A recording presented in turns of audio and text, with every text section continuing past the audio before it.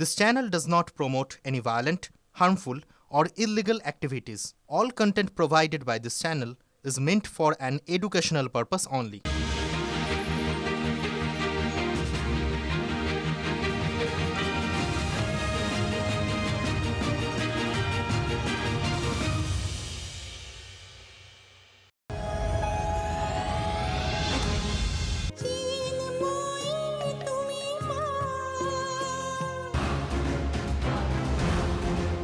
আপনারা একজন কোথায় গেলেন কি না গেলেন, আই ডোন্ট কেয়ার।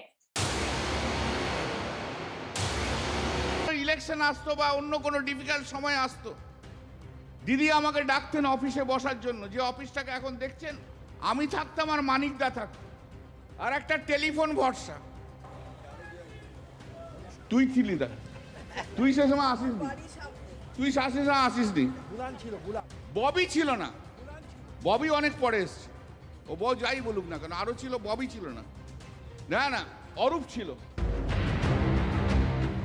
আমি অবভিয়াসলি তৃণমূল কংগ্রেসে আছি এবং মমতা বন্দ্যোপাধ্যায়ের সঙ্গে। আপনাকে জোর করে ব্ল্যাঙ্ক চেকে সই করে নেওয়া হতো। আমি বললাম এটা পার্টির অভ্যন্তরীণ ব্যাপার।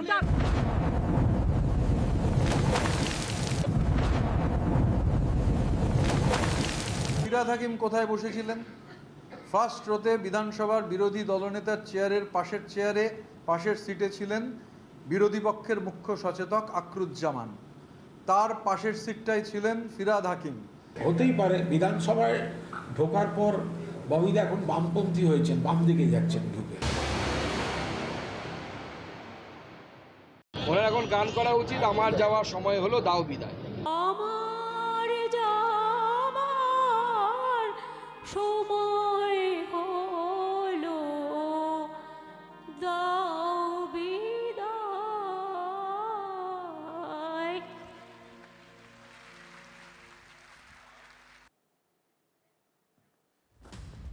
নমস্কার, TV9 বাংলায় আপনাদের স্বাগত জানাই। আমি ঠোঁটকাটা শুভজিৎ। দাও বিদায়, সুকান্তবাবুর খোঁচাটা শুনলেন? ওদিকে আবার বিনা যুদ্ধে নাহি দিব সুচগ্র মেদিনী, ওই যে আসল বনাম নকলের লড়াই চলছে। আপনারা রোজই তার নতুন নতুন আপডেট দেখছেন।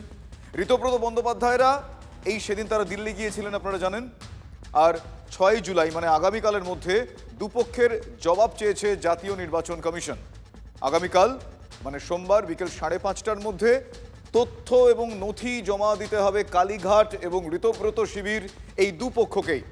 তাহলে বল এখন কোথায়? যদি অনলাইনার করি, বল এখন নির্বাচন কমিশনের কোর্টে, জাতীয় নির্বাচন কমিশনের কোর্টে। আর এই আবহে প্রফেসরের মুখে ইতিহাসের কথা, যুক্তিতর্ক ও আমরা চাইব যে নির্বাচন কমিশন যুক্তিতর্ক এবং ইতিহাস এইসব অনুসরণ করেই সিদ্ধান্ত নিক, তারা যাতে প্রভাবিত না হয় কারোর দ্বারা। ইতিহাস আর বর্তমান, এক্ষেত্রে বলাই যায় যে একে একে নিভিছে দেউটি। শনিবারই আপনারা দেখলেন দলের রাজ্য সভানেত্রীর পদ থেকে পদত্যাগ করলেন চন্দ্রিমা ভট্টাচার্য, যিনি একসময় মমতা বন্দ্যোপাধ্যায়ের গুড বুকে ছিলেন, ছায়াসঙ্গীও বলা যেতে পারে। তাহলে এখন আরও একা হয়ে পড়ছেন মমতা বন্দ্যোপাধ্যায়।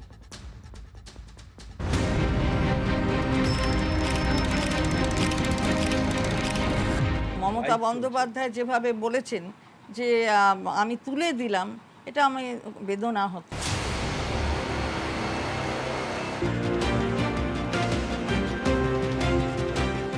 দীর্ঘতম যে মন্ত্রীর দপ্তরের তালিকা ছিল তার নাম চন্দ্রিমা ভট্টাচার্য। আনুগত্য যখন প্রশ্নচিহ্নের মুখে, তখন আমার মনে হয় যে আমারই ব্যর্থতা সেটা। দাও বিদায় বলেই দল ছাড়লেন। কালীঘাটের চাপ কি বাড়ল? মমতা নাকি ঋতব্রত শিবির? কার দখলে তৃণমূল? 6 জুলাই সোমবারের মধ্যে দুপক্ষের জবাব চেয়েছে কমিশন। তার আগে শুক্রবার মেট্রোপলিটনের তৃণমূল ভবনে শটান ঋতব্রত শিবির। আর শনিবার রাজ্য সভানেত্রীর পদ থেকে ইস্তফা চন্দ্রিমা ভট্টাচার্যের। এতে কি কমিশনের সামনে কালীঘাট তৃণমূলের বিড়ম্বনা বাড়ল? সকালবেলা পদত্যাগ করা পর্যন্ত মমতা বন্দ্যোপাধ্যায় ঘোষিত যে কমিটি, সেই কমিটির রাজ্যের সভানেত্রী ছিলেন, যদি এখন বলা হচ্ছে অস্থায়ী সভানেত্রী। যে যারই নাম ঘোষণা করছেন একটু খোঁজ নিয়ে করুন, মানে এই যে বারবার মুখ পুড়ছে এটা ভালো নয়। এর আগে কালীঘাটের গড়া কমিটিতে মহিলা সংগঠনের সভানেত্রী ছিলেন মালা রায়। দল ছেড়ে তিনি এখন এনসিপিআইতে। তখন যুব সংগঠনের দায়িত্বে ছিলেন সায়নী ঘোষ, তিনিও এখন বিক্ষুব্ধ।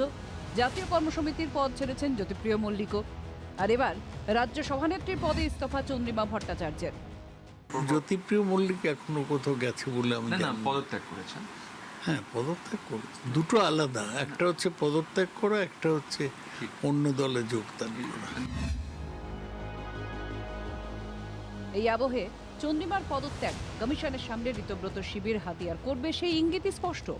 কমিটি রোজ চেঞ্জ করতে হচ্ছে, কিন্তু আমরা 22 তারিখ জুনের যে মিটিংটি করেছিলাম তাতে যারা ন্যাশনাল ওয়ার্কিং কমিটির মেম্বার হলেন, যিনি চেয়ারপারসন হলেন বা বাকি যারা পদাধিকার হলেন, তারা কিন্তু এখনও রয়ে গেছে। পদত্যাগ বা পদ ছেড়ে যাওয়ার কোনো ঘটনা ঘটেনি, ঘটনা তো অপর দিকে ঘটছে। প্রত্যেকের নিজের বিবেকের কাছে, পলিটিক্যাল মোরালিটির কাছে উত্তর দিতে হবে। এরকম আগে হয়েছে। 77 সালে ইন্দিরা গান্ধী হেরে যাওয়ার পরও বেশিরভাগ নেতা তার থেকে চলে গিয়েছিলেন। তারপর 78-এও অনেকে গিয়েছিলেন। এগুলো কিছু নয়, যে একটা জিনিস আমরা কালের বুদ্বুদ্ধ।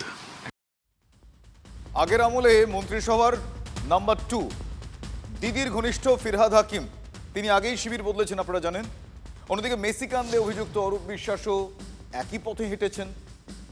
এবার সাম্প্রতিকতম চন্দ্রিমা ভট্টাচার্য। ফলে ক্রমেই ঋতব্রতপন্থী মানে ঋতব্রত শিবিরের কিন্তু দল ভারী হচ্ছে।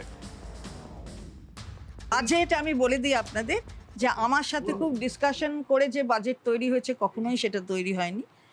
আপনারা জনতা জেনেছে যখন, তার কয়েক ঘন্টা আগে আমি জেনেছি। যে বাজেট ট্রেডমিলে তৈরি হয় সে বাজেট নিয়ে আলোচনা করার কি আছে? তাই বাংলার এই আর্থিক দুরবস্থা সমস্ত দিক দিয়ে এটা হচ্ছে পাগলামির চূড়ান্ত। কালের নিয়মে চলতে হয় সকলকে, অন্য পথে যেতে হয় সেটা বলিনি, কিন্তু কালের নিয়মে যেখানে নিয়ে যায় পথ সেখানে যেতে হয়। কালের যাত্রার ধ্বনি শুনিতে কি পাও, তারই রথ নিত্যই উধাও।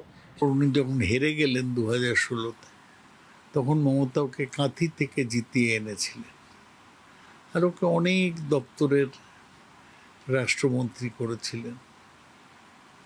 মহিলা তৃণমূল কংগ্রেসেরও সভানেত্রী করেছিলেন। একদিন পর্যন্ত ওনার সব সুবিধা ভোগ করছিলেন, বলেননি। আজকে দেখলেন যে পার্টিটা উঠে গেছে, অন্য রাস্তা খুঁজছেন, তাই সত্য কথা বলতে বাধ্য হচ্ছেন। এর কোনো গুরুত্ব নেই এখন আর। দলেরও রাজ্য সভাপতি করেছিলেন। আর কত দেওয়া যায় একটা মানুষকে? উনি তারপর বিশ্বাসঘাতকতা করেছেন, সেটা তার ব্যাপার, তার নৈতিকতার ব্যাপার, সেটা উনি ব্যাখ্যা দেবেন। যে অনেকেই তো শিবির চেঞ্জ করছেন, দেখা যাচ্ছে যে ফিরহাদ হাকিম তিনিও গেছেন নতুন তৃণমূল বা আসল তৃণমূল। তো চন্দ্রিমা ভট্টাচার্য কি তাদের সঙ্গে? আমি এখন এইসব নিয়ে কোনো কথা বলতে চাই না, কারণ অনেক কিছু বিচারাধীন আছে, অনেক কিছু ইলেকশন কমিশনের কোর্টে আছে, মানে অর্থাৎ তাদের জায়গায় আছে। সুতরাং আমি এইটা নিয়ে কোনো কথা বলতে চাই না। আমি এইটুকুন বলতে চাই যে আমি থাকছি না। এবার প্রশ্ন হচ্ছে, শেষ হাসি কি হাসবে? বল এখন আপনাদের যেরকমটা শুরুতে বললাম যে নির্বাচন কমিশনের কোর্টে, আর রাজনীতির পথ ধরেই চলছে। সময় হয়েছে, উনি সুস্থ থাকুন, ভালো করে বেঁচে থাকুন। আমরা সরকারের তরফ থেকে ওনার শারীরিক সুস্থতা কামনা করবো, প্রয়োজনীয় সহযোগিতা। নির্বাচন কমিশনের কাছে আগে উদাহরণ আছে। 69 সালে যখন শ্রীমতী গান্ধী কংগ্রেস ভেঙেছিলেন, তখন এই সিম্বলের মামলা হয়েছে। আবার 78-এ তিনি যখন পার্টি ভেঙেছিলেন, তখনও মামলা হয়েছে। তাছাড়া বহু পার্টি এর মধ্যে ভেঙেছে, তাদের দৃষ্টান্ত তো আছে। এখন তো মমতা বন্দ্যোপাধ্যায়ের ভবিষ্যৎ, ওনার বয়স হয়েছে। বয়স্ক মানুষদের আমাদের সংস্কৃতি শ্রদ্ধা করি, শ্রদ্ধা রেখেই আমি বলবো ওনার এখন গান করা উচিত। আমার যাওয়ার সময় হলো, দাও বিদায়।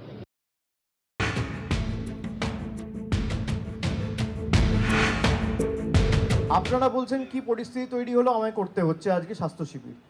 আমি যদি 3 ধাপ নামিয়ে গরিব মানুষকে পরিষেবা দিতে চাই, এর মধ্যেও আপনারা কেন কিছু রাজনীতি খুঁজতে চাইছেন?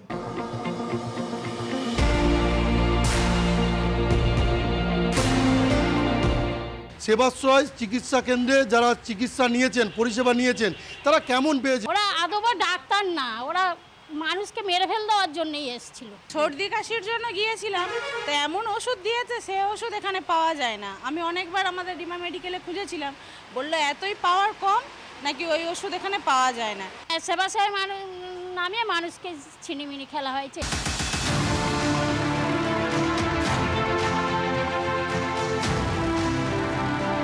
এই সেবাশ্রয় নামেই সেবাশ্রয়, কিন্তু আদৌ সেই সেবাশ্রয়ে সেবা মানুষ পেয়েছে কিনা তা তদন্ত করলে অনেক কিছু বেরিয়ে আসবে।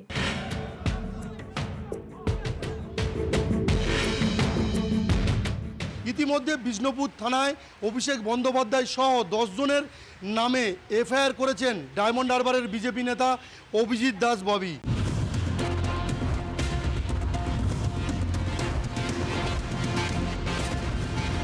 কিন্তু আমরা ইনভেস্টিগেশন করে দেখেছি যে ডাক্তাররা কেউ ছিলই না, অধিকাংশ হোমিওপ্যাথি ডাক্তার, হাতুড়ে ডাক্তার, তাদেরকে সাদা অ্যাপ্রন পরিয়ে তাদেরকে ডাক্তার সাজিয়ে আনা হয়েছে।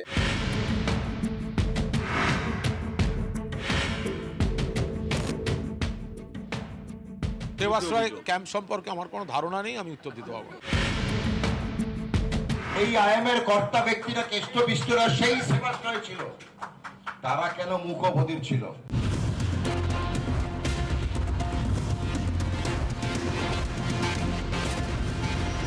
আমার কাজ মানুষকে পরিষেবা দেওয়া, তো উপকারটা কার? মানুষের। দৃষ্টান্ত হিসেবে ডায়মন্ড হারবার মডেলকে স্থাপন করা উচিত। আজকে আমার স্বামী ওদের জন্য আজকে অন্ধ হয়ে গেছে, ভুল চিকিৎসা করে আজকে আমার স্বামী অন্ধ। অভিযোগ এসেছে, আমি দেখেছি, এখানে এসপি আছেন, তিনি তদন্ত করবেন এবং জেলা শাসক বা স্বাস্থ্য দপ্তরের যা হেল্প নেওয়ার পুলিশ নেবে।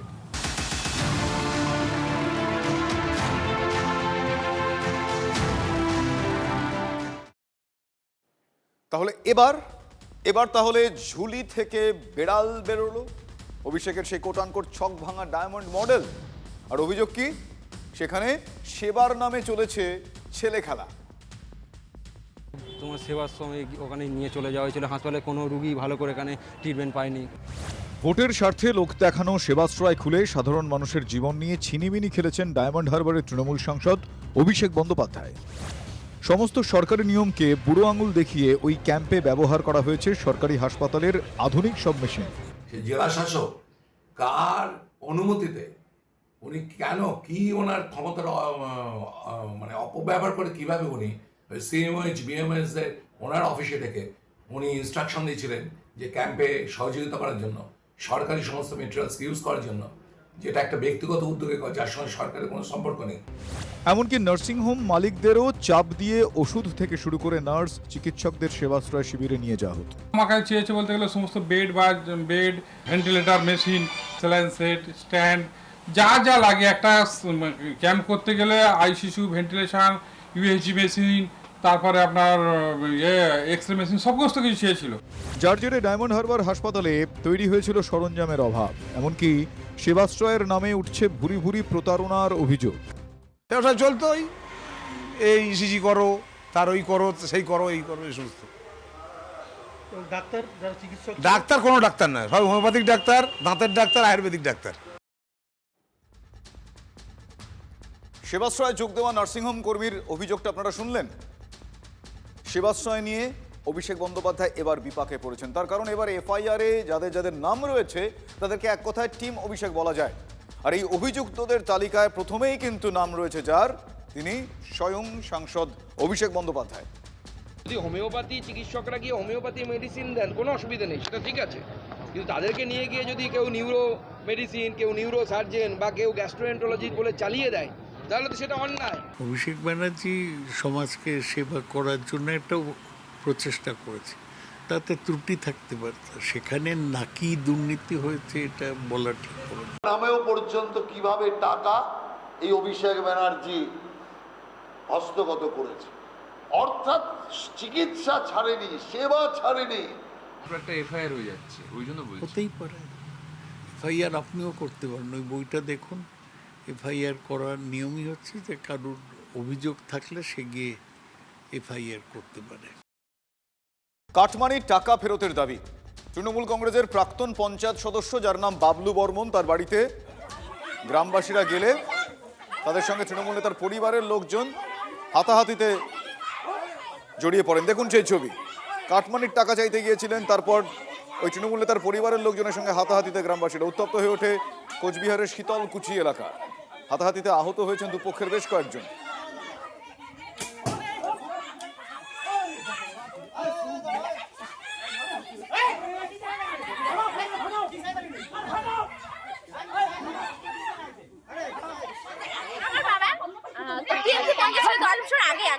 পঞ্চায়েত ছিল, তো এখন 10 বছর এখন কিন্তু করে না। হ্যাঁ, তো যাই হোক, আমার বাবা নিজের কাজ করেই খায়, 10 বছর কোনো দলেতে কোনো ইস্যুতে যুক্ত নেই। তা আগে করেছিল, আগে কি হয়েছে না হয়েছে আমরা তো কোনো এত কিছু জানি না, বাট কয়েকদিন থেকে আসতেছে, মানে যখনই আমাদের অনেকজনকে নিয়ে আসতেছে, আজ বলে যে আমার বাবা নাকি 20,000 টাকা নিয়েছে, আজ বলছে 40,000 টাকা নিয়েছে। তো ওনারা আজকে অনেকজন মিলে আবার আসছে, এসে আমরা কিচ্ছু বলি নাই, হুড় করে বাড়িতে ঢুকলো, কিচ্ছু বলে নেই, ঠামি জাস্ট 2-1 কথা বলেছে। তারপর ওনাদের সাহস কি, প্রত্যেকটা লোক লাঠি হাতে নিয়ে আমার ফ্যামিলির লোককে পুরো লোককে।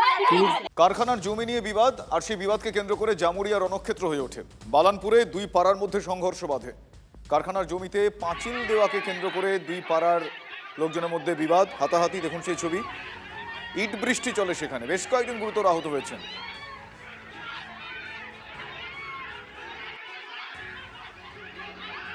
আমাদের পুকুর, আমরা ওখানে কি করবো না করবো আমাদের ব্যাপার, ওরা কে বটে, ওরা কে বটে, আমরা বিচবো না, আমরা ওখানে কি করবো আমাদের ব্যাপার।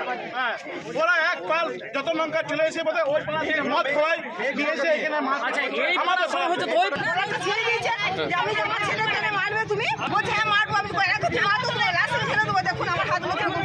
জায়গাটা বন্ধ ছিল, পুলিশে বলেছিল এগোতে, ঠিক আছে ফাইসলা যদি না হয় তখন তোমরা কাজ বন্ধ রাখো, বন্ধ করবে না।